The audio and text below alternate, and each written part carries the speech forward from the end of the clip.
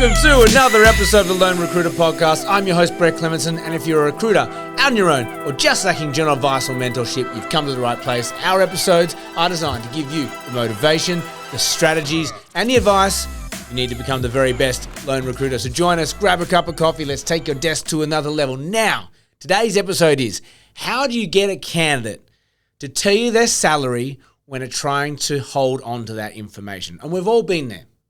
How many times have you got the perfect candidate, they've either come through an ad or you've headhunted them? Either way, they're looking at a role that you're trying to fill and you go, I want to interview this person. You interview them, you go through that information, you get everything you need, and you ask them, what are you making at the moment? And they say, I'd rather not tell you. It's so annoying because we know why we need that information. It helps us close that candidate down the line because if we get an offer that's below what they're on, well, they're not going to take it. I mean, I've actually closed people on less money before, but let's not take that there on this episode. Generally speaking, people change jobs, not just to better their job, but it is a monetary move as well. So we know that asking that question, how much are you making? We understand what that means. It's A, are you aligned for this role? B, are you already making way too much? Are we wasting our time? C, are you earning way under? Should we be like maybe pitching this in a certain way so it doesn't look like there's extra question marks around your salary? There's all reasons why we want to ask for salary. Candidates, I think the number one reason candidates don't tell us is that they just think, A, it's private. But I actually don't think that's what it is. I actually think they're ashamed or they might feel like they're being paid well below where they believe they should be at, or they've seen the advertising and they've gone, that's way above where I'm at, so I better shut up, and otherwise they're just going to give me like $5,000 more. Quite valid, right?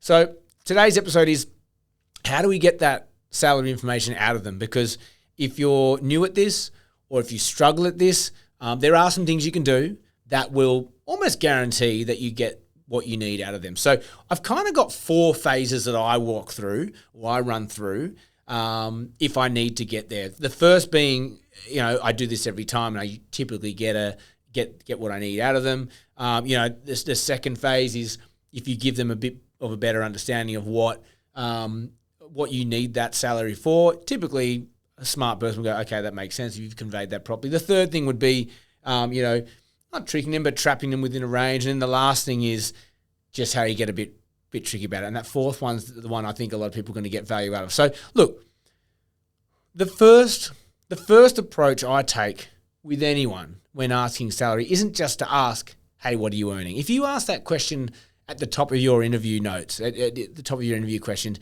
you already know that you're probably going to get more pushback than normal.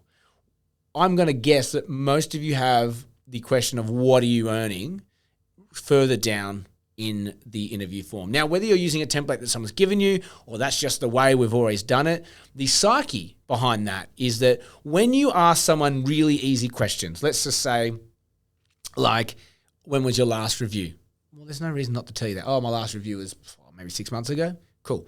When do you expect and then my next question is, do you expect an increase anytime soon? And they kind of give you their answer.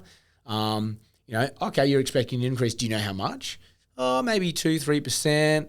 Okay. And then my next question is, do you feel underpaid? Do you feel overpaid? Do you feel about right? So you're kind of getting them to answer some pretty routine and easy questions. And once they've answered a few and they're in that rhythm of you ask, they answer, you ask, they answer, you ask, they answer, then you come in and go, cool, so how much are you making at the moment? Oh, I'm on da-da-da. They don't. It should just flow as simple as that. If you ask someone at the start what you're making, it's going to feel very invasive very quickly. But you've got to lure them in with some simple questions that you need the answers for, but just hit them quite quickly with these rapid-fire questions, get them answering, get them in a good rhythm, and when you feel they're in a good rhythm, that's when you ask, what are you earning? And 9 times out of 10, they're going to give that to you, okay, because there's a bit of context to the questioning. So that's the first phase. And typically, if you get that sequencing right, you're getting the salaries most of the time. But let's just say that 1 out of 10 person's like, oh, I'd rather not say. You got that first bit wrong. That's fine. Let's go to phase 2. So phase 2 for me is just basically explaining why it is important to understand where their salary is at the moment. So my typical spiel around this is, hey, look, I appreciate that that's a private thing, but it's quite important to understand where you're at.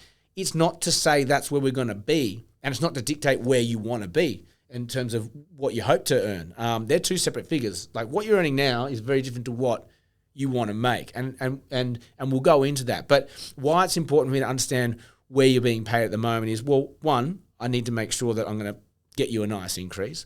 Two, where your company values you at the moment can be quite indicative of where your level is at the moment. Three, if you're getting paid well overs, well, let's just stop this conversation now. I don't want to waste your time. You know what I mean? So I just go into those really simple reasonings of why I need to see that salary. And again, 9 times out of 10, people open up and go, look, okay, fine. That's it. This is what I'm on at the moment. Then I go straight into, cool, let's park that there. I'm a recruiter. I get paid on a percentage. The more I get you, the more I make you. So I'm always pushing for top dollar. So if whatever's out there, if it's out there, I'm getting it for you. So this number's kind of relevant. It just helps us down the track when we're navigating the offers, and I've got a better appreciation, understanding of where you're at and where we're going. Okay, yeah. But again, let's just say that 1 out of 10 says I'm still not comfortable giving you that information. Well, now we have to get a bit clever. And I think this is where the gold of this episode comes into play. So the third approach now, third tier of thinking, I don't know what you want to call it, is trapping them within a range. So let's just say they've applied to an ad, or let's just say you've put like a headhunting campaign out and they've maybe seen that brief, and you probably have some sort of band of salary in it. Or if you don't, now's the time to talk about it. And what I would typically do is, if you're an expert in your market and you sort of know how many years of experience they've got, and you kind of roughly know what the role's paying, create a brief, create a bracket, and just say, look, if you're not willing to tell me, then I want to also make sure we're not wasting our time. This role's paying between 120 and 145. Are we in the ballpark here? And when they say yes, you already know that they're either somewhere in there or below. They're not going to be above. Chances are, if they're above, they will correct you immediately and say, oh, well, I'm above that. Boom. You already know they're above 145. But if they say, oh, look, 120 to 145, the answer almost always is, oh, look at the upper end of that. Oh, okay, what, so 130? And then people love correcting you. People love correcting you when you're wrong, particularly when you're wrong and it makes them look shit. So if you correct and say, oh, look, so you're 130 and they're actually on 140, they're going to tell you, no, oh, look, it's 140. You'll get them there. You just need to inch them there. Even if you know they're somewhere between 130 and 145, better than not knowing, right? You kind of know where they're playing. So the bracket scenario, the low end high, this is the bracket of the role. Is this okay? Is this going to work for you? Whereabouts do we play within this bracket? So if I got you 130 out of this, based on the, what I've seen and what they're offering, would we be taking that? Oh, well, then it will have to be higher than that. You just need to keep going. Do not give up on it. It's so vital that you understand what the salary is, because if you don't, you are. It's like fishing without a lure. Like it's just playing poker blind. You just wouldn't do it. But let's just say that doesn't work, okay? And I touched on this before. My fourth strategy is actually a bit more cunning or a bit more conniving. Is that even the word? Because that sounds really negative. Long story short, I said it before, human nature is to correct you. If you get something wrong about an individual, they cannot help but to correct you. People love to correct you. So if I go through that whole interview process, I love the candidate, and I just hang up the phone, I'm like, I just did not get that salary out of them. Never happens, by the way. But let's just say it does, because I've heard it happen in the office. What we do is you call back next time when you've set something up or whatever, and you go, just want to touch back on money here. I've kind of done some benchmarking a little bit, and I feel like you sort of mentioned that bracket was okay, but you wouldn't give me, an indication of what that would be. I'm really seeing that you're probably sitting at around this mark, and make sure it's a low figure. I'm seeing about 120. They're going to want to correct you. No, I'm not. I'm much higher than that. Okay, cool. Just keep harping on about it. And when you think you've got that number, is that inclusive of super or plus super? And who's not going to say plus super, right? So once they say plus super, you go, okay, so we're 130 plus super. Park that in your brain. Hang up, you go off and you wait. The next time you have to speak to them, maybe to set up an interview, maybe to put them in front of a client, just say, look, I'm just putting you forward. This is the role. This is what we're looking at. I've confirmed that you're currently on 140, including super, and just wait. If they're on including super, they'll agree. The amount of times I've gone back and challenge that plus super, including super, in that sort of manner. And it's not slipped past, but that's right. You catch them out their own little game. Why is this important? Again, I said this at the start. If we don't understand exactly where they are within their salary brackets, we don't exactly know where they sit, that could be the difference between making and not making a placement, which benefits the candidate ultimately, right? But I don't know, candidates, and rightfully so, feel like they have to play a game with their agent, and you shouldn't have that relationship with your candidates if you're doing things right, because you are their biggest advocate. You are the one that's negotiating for them, and you're the one that needs to get them the best rate. But you don't want that deal to fall over because you've pushed way too high for their abilities. At the end of the day, when we interview people, we got a pretty good sense if they're going to be good, and we've got a pretty good sense of what they can do. But ultimately, the client is the technical guru in the room. They're the ones that are actually going to employ this person, and they're going to know whether this person's talking shit or not, right? And that magic usually happens in the room. So if we pitch them too high, salary-wise, and we get it wrong, the client will whiff that there's something not right here. He's asking for way too much for their ability, and we won't make a placement. So the key takeaway for today is never give up on finding out salary.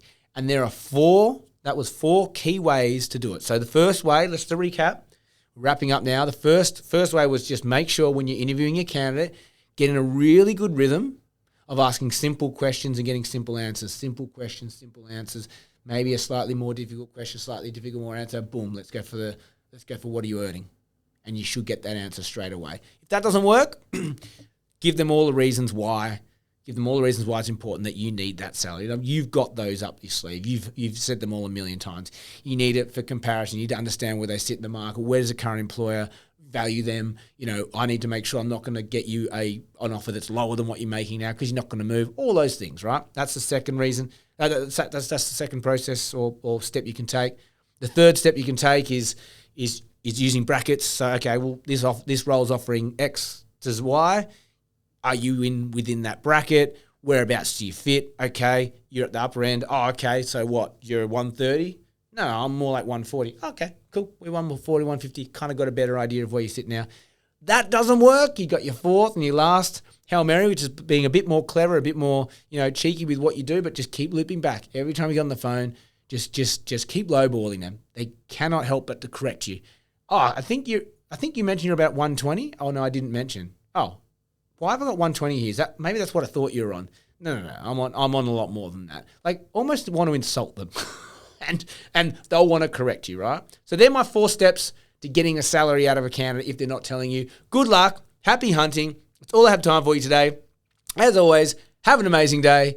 Make all your deals come true.